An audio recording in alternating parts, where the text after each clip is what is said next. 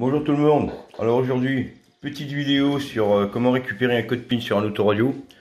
Donc ici c'est un autoradio Audi Concert. Je fais ça, c'est suite à la demande de mon petit frère que j'aime beaucoup. Je lui fais un petit bisou au passage. Suite à un changement d'autoradio, donc on a mis un Android dans le véhicule. Et puis il aurait souhaité vendre celui-ci, c'est que le problème, il nous faut le code PIN. Donc je vous cache pas que c'est la première fois que je fais ça. Donc après une petite recherche vite fait sur internet, j'ai cru comprendre qu'il y a une EEPROM à l'intérieur et une EEPROM qui m'est pas inconnue. Donc à savoir une 95-128. Donc ça m'a tout de suite interpellé. Donc une EEPROM 95-128, donc j'en ai pas mal fait en ce moment, donc sur des BSI de Peugeot. Donc totalement rien à voir, vous allez me dire. Mais le fait que cette EEPROM là, c'est une 95-128, apparemment on peut la lire et la modifier. Et ce qui m'a interpellé, c'est que sur certains logiciels que j'ai, je vais vous montrer ça. Donc ici avec Enio 4, Enio 4 2017, en venant, quand je faisais mes compteurs, donc les dashboards, en regardant sur les onglets d'à côté, vous voyez, on a Car Radio. Donc sachant que ce logiciel, il travaille que sur des fichiers. Donc Car Radio, ça veut dire qu'il faut un fichier autoradio, donc forcément un fichier sur une EEPROM. Tiens, je me suis dit, quelque chose qui me parle là. Et en venant sur Car Radio, vous venez là, on a ça là, qui apparaît, vous allez voir, attendez. Moi, j'ai d'abord ça. Donc toutes les marques vous voyez, d'autoradio et tout. Celui que j'ai dans les mains, c'est un autoradio d'origine, donc un autoradio Audi Concert. Donc voilà, c'est un Audi Concert. Si je retrouve l'étiquette, la marque Blockpoint. Je sais pas si vous voyez bien. Blackpoint. Voilà. Je vais mettre un peu de lumière.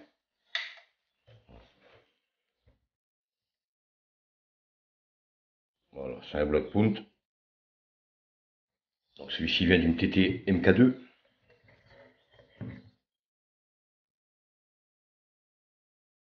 Donc sur mon logiciel, ça se présente comme ça. Vous allez dans Car Radio. Vous allez voir tout ça là.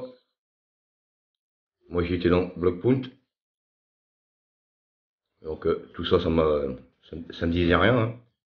Puis là, OEM. Donc OEM, ce qui signifie une pièce officielle d'origine constructeur. Hein. Donc je me suis dit, tiens, ça c'est un autoradio d'origine, OEM. J'ai cliqué dedans. Et là, je suis tombé sur Audi. Je clique sur Audi. Et là, qu'est-ce qu'on voit?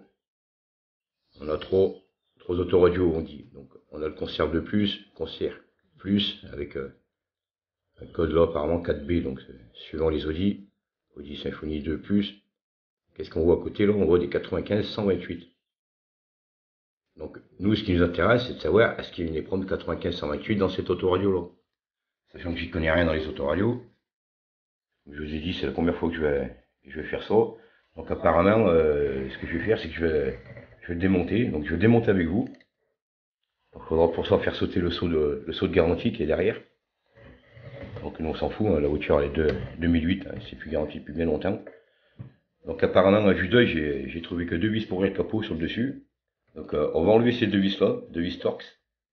Hein, puis je vous reprends tout de suite. Donc voilà comment ça se représente. J'ai enlevé celle-là, j'ai enlevé celle-là. J'ai cru comprendre qu'il fallait prendre dans les petits coins là. Donc allez pas trop loin, on sait jamais, je sais pas ce qu'il y a derrière. Il fallait faire le levier ici. Là. Voilà, faites le levier là. Et faire le levier pareil de l'autre côté. Voilà. Vous avez vu, hein, il faut faire sauter le seau là. Donc voilà. Et là on tire vers ce haut. Donc voilà comment ça se présente à l'intérieur.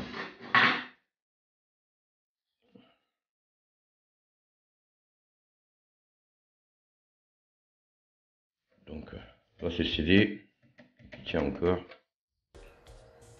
On voit deux vis là. Une là. Une là. Encore du Torx. Donc je vais enlever ces deux vis là et je vous reprends. Donc les deux vis sont retirées. Je vais l'enlever un petit peu. Ouais, ça sort. On tire vers ça. À mon avis, il doit être clipsé là-dedans. Donc voilà ce qu'on voit là. Il y a une nappe, il va falloir la déconnecter. Donc je vais la déconnecter, je vais revenir mes deux mains, donc je vous reprends tout de suite. Donc voilà. Voilà. Petite fiche. Donc en fait il suffit de tirer dessus, il n'y a rien de compliqué. Donc ça c'est notre lecteur de CD. Et nous ce qui nous intéresse c'est une EPROM à 8 pattes. Donc déjà vue d'œil on en envoie une là. Je vais essayer de faire un petit zoom.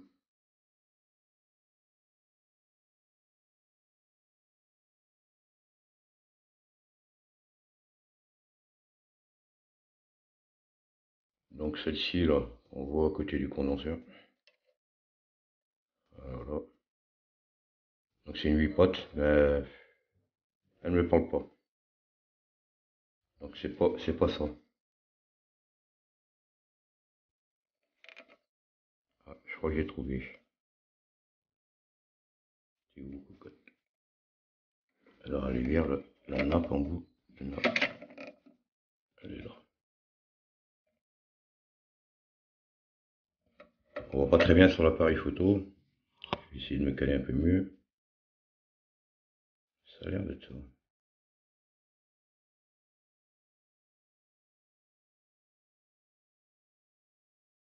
Donc, je vais la vérifier quand même avec la loupe.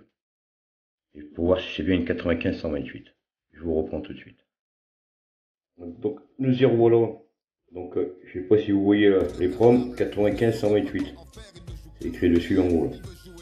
Donc voilà, chose à savoir, c'est que bon, si vous la lisez avec une pince, donc vous n'aurez pas de soucis. Hein, ceux qui sont habitués à leur matériel, donc moi ça sera pas le cas, hein, parce que j'aime pas trop les pinces et puis ça me fait des dents toujours corrompues. Donc je vais la dessouder. Mais chose à savoir, c'est que vous voyez les petits composants qui sont sur le côté là, ils font à peu près 1 mm, 2 mm. Avec la station air chaud, faites attention à ce qu'elle vole pas, hein, qu'elle parte pas, hein, parce que sinon ça ne marchera plus. Hein. Donc là on en voit 3 là, sur la droite, là, très à côté des pins. Là. Et on en voit une autre encore là-haut, une autre plus bas là-bas derrière à gauche. Donc voilà, faire très attention. Donc moi pour ma part, je voulais la dessouder là, mais franchement je crois que ça va pas être possible comme ça. Vu la place que j'ai dans l'autoradio, vous avez compris. Je vais me faire un petit vue un peu plus haut, voilà. Les proms, elle est là, hein. Je la montre avec la pince à épiler, voilà. Elle est ici. J'ai tout ça qui va me gêner. Il faut que je fasse attention à tout ce qui est autour. Je crois que je vais opter pour la solution du démontage de la carte mère. Donc on va procéder au démontage. Donc j'ai commencé à regarder. Apparemment il va falloir que j'enlève le vis là, là. De l'autre côté aussi, pareil. Donc voilà. À savoir que à l'intérieur on voit beaucoup de fuitage, donc beaucoup de vis qui passent. Donc là, il y en a un petit peu de partout quand on cherche bien. Une autre en bas à gauche, là-bas, je sais pas si vous la voyez. Mais bon, faut retourner l'autoradio, mais quand on retourne l'autoradio, on en a que 2. Donc voilà, faut enlever celle-là, faut défaire le côté. Je pense qu'il faut enlever la face avant. Faut démonter la face avant, faut accéder à la carte mère. Moi je vais accéder à la carte mère pour faire tout simplement du travail propre. Hein. On va pas aller mettre le fer à bas dedans ou n'importe quoi, j'ai pas de place de toute façon. Hein. Puis quand on voit ce qu'il y a à côté là, donc à l'œil vous les voyez pas, mais voilà. Ici il y en a, il y a des composants là, il y en a là, il y en a là-haut. Franchement vous risquez de les souffler, et même pas de le voir en plus. Donc voilà, donc je crois qu'on va démonter l'autoradio, puis je vous reprends après. Hein. Donc de retour. Donc je vous explique vite fait. J'ai enlevé la face avant en premier. Donc je vous la montre. Elle est là. Donc elle est juste maintenue par les 2 vis de là et les 2 vis de l'autre côté. Ensuite elle sort assez facilement. Hein. Donc j'ai pu enlever en premier la face avant. Ensuite j'ai retiré le cache de dessous. Donc j'étais obligé d'enlever le cache de dessous à cause de cette pièce. Donc cette pièce elle est emboîtée devant. Et puis elle a 2 tétons en bas. Donc je vous les montre, voilà. Qui sont tournés vers les extérieurs sur la carte mère. Donc du coup, voilà, ça pouvait pas sortir. Donc il a fallu enlever le dessous pour pouvoir redresser ses pattes. Pour pouvoir sortir cette face avant. Donc voilà. Et on a accès à notre EPROM. Donc pas besoin d'enlever tout le reste, hein. Et les promes, elle est ici. Donc pour faciliter le travail, je vais retirer la nappe pour pas l'abîmer. Et puis je vais aller isoler les petits composants qu'on ne voit pas. Attendez, je vais voir ce qui... Voilà. Ces petites choses là. Voilà. Là, il y en a là-haut. Il y en a encore 3 autres de l'autre côté là. Une autre derrière. Donc ça c'est très important, il faut surtout pas les abîmer. Donc voilà, donc je vais m'occuper de tout ça et puis on va passer à la lecture de cette épreuve. Allez. Bon voilà, notre épreuve elle est dessoudée, elle est ici. Donc pour tout vous dire, j'ai même pas utilisé la station air chaud. Ouais, je me suis dit à mon avis ça risque d'être un peu compliqué. J'ai pris un peu de flux à dessouder, vous savez, des capins. J'en ai mis un petit peu des deux côtés et honnêtement je l'ai fait directement avec le fer. Donc voilà, savoir que les pommes elle est pas bien grande, donc j'ai posé un peu le fer à plat sur les 4 pattes en les faisant glisser. Et avec une pince à épiler comme ça, j'ai réussi à l'enlever proprement. Donc je l'attrapais, j'ai tiré, elle est venue un petit peu d'un côté, j'ai chauffé de l'autre, j'ai tiré, elle est venue un petit peu, et hop, après elle est sortie toute seule. Donc là voilà. Donc c'est la méthode la plus propre que j'ai pu trouver pour retirer cette épreuve. Sachant qu'avec la station air chaud, on aurait pu faire des dégâts. Là les dégâts ils ont été zéro quoi. Donc là maintenant tout ça j'en ai plus besoin. Donc voilà. Ça j'enlèvera après. J'ai même pas besoin de retirer la nappe. Hein. On vous scotch caché tout. Donc voilà l'emplacement du prend. Ici. Donc, je vais quand même mettre un petit coup de tresse à dessouder pour mettre propre. Je sais pas si vous allez voir. Voilà. Donc on ne reçoit pas les pommes comme ça. Hein. On met ça bien nickel. Bon allez, je vais nettoyer cette épreuve. Je sais pas si vous la voyez, elle est là. Je vais la nettoyer un petit peu pour que les pattes soient bien propres pour qu'on puisse avoir une lecture parfaite. Quoi. Et c'est parti. Donc nous y voilà. Donc notre épreuve est connectée. Donc elle est sur mon lecteur. Donc pour ceux qui ne comprennent pas, j'ai déjà eu des demandes qui me disaient comment tu fais pour connecter ta pin 1. Donc c'est simple. Pardon. Donc voilà, pour faire simple, voilà le programmeur, mon lecteur d'épreuve, je vous l'enlève. Voilà comment ça se présente. Voilà comment ça se présente. Donc pour les épreuves 25, 95 et compagnie, c'est à droite, les 24, c'est à gauche. Je vous fais un petit schéma vite fait. Donc voilà le programmeur. Voilà les pins, 1, 2, 3, 4, 5, 6, 7, 8. Donc pour les épreuves 25 ou 95, hein, je le répète de ce côté-là. Là c'est pour les 24, pardon. Et donc voilà notre épreuve. Donc comment je fais pour opérer la pin 1 d'une épreuve? Bah écoutez, pour moi ça a toujours marché comme ça, dans le sens de la lecture. Ça veut dire que quand on lit une épreuve comme ça, la pin 1 elle est en bas à gauche. Donc voilà, ça aurait été écrit dans l'autre sens. Donc si vous retournez l'épreuve, la pin 1 elle se retrouve ici. Donc voilà. Donc moi en l'occurrence, pour la mettre sur mon programmeur, il faut que je la retourne. Pour que la pin 1 elle aille là. Ok? Donc voilà, pour faire simple. La pin 1 elle est du côté du programmeur. Donc je vous montre encore une fois. Donc voilà, je vais la mettre comme ça. Sachant que mon épreuve elle est comme ça. Voilà. Quand on la lit, elle est comme ça, 95-128. Donc la pin 1 en bas à gauche. Je fais ça. Et je la mets sur mon programmeur. Ok? Donc à savoir ici. Bien à droite. On vient fermer ça. Programmeur branché. Donc je rappelle, hein, un iProg plus programmeur. Franchement je suis super content. Vous allez comprendre pourquoi. Donc je précise quand même que j'ai quand même fait le petit test avant pour être sûr. Donc comme je l'avais jamais fait sur l'autoradio et que l'épreuve m'avait interpellé, donc voilà. Donc le but c'est d'aller lire cette épreuve. Donc moi iProg plus programmeur. Je vais prendre la version 69. Ça se présente comme ça. Attendez, je vous fais un petit... Voilà. Ça se présente comme ceci.